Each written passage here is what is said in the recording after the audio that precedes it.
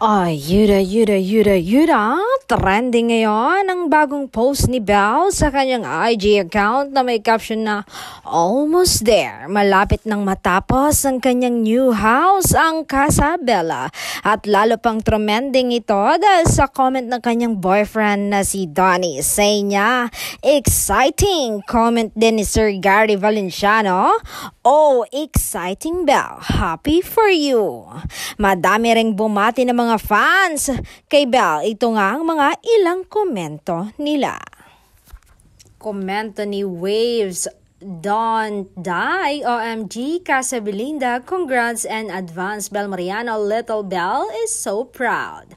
At ay naman kay Ellen de Torre, Donnie, haha, excited din si Babe. Thank you, ginalaw nyo ang baso, miss namin kayo.